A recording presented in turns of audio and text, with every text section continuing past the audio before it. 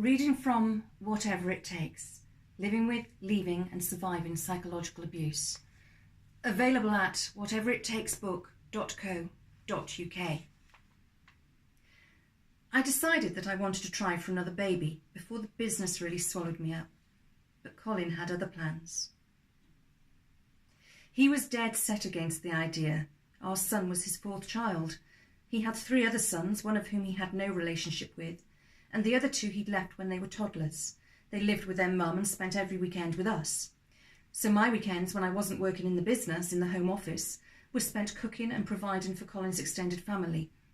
And very little time was spent with Sam. In fact, if I ever joined them in the lounge for a game of something or to watch a film or TV programme, I would be told by Colin, "You've got no time to be watching a film. You've got work to do, otherwise you'll lose clients."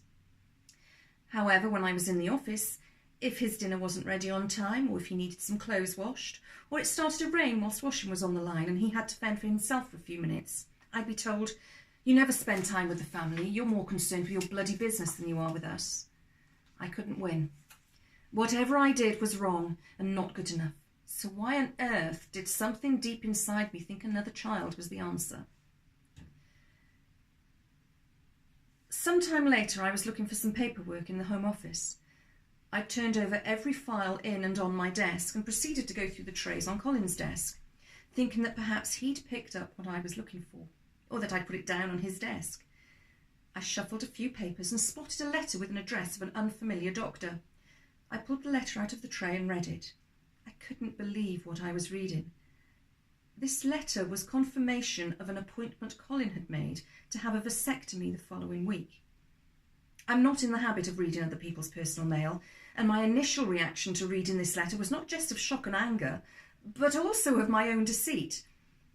It didn't cross my mind that the only deception taking place was that instigated by Colin. I confronted him with the letter. "You've got no right reading my personal mail," he said, knowing that I would find it difficult to argue with that point. "I didn't open it to read it. It was lying there in your in-tray underneath some other papers. I was looking for a specific document." "Well, you shouldn't be snooping around my in-tray. It's none of your business." "Any paperwork relating to my business is my business," I responded indignantly. "If you don't want your personal mail to be read, you shouldn't leave it lying around amongst business papers. And actually, I don't care about that. What the hell are you doing booking an appointment for a vasectomy without my knowledge? Why did the doctor book an appointment without discussing it with your wife?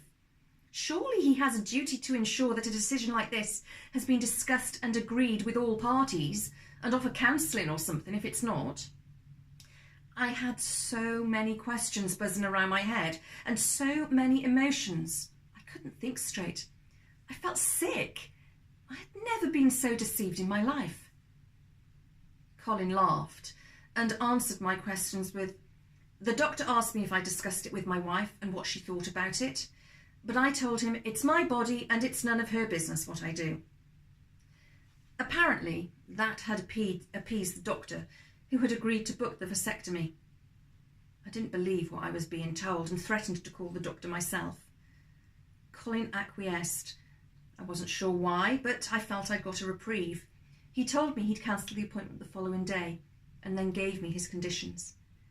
"You have 6 months to catch. If you're not pregnant by then, I'm having a vasectomy."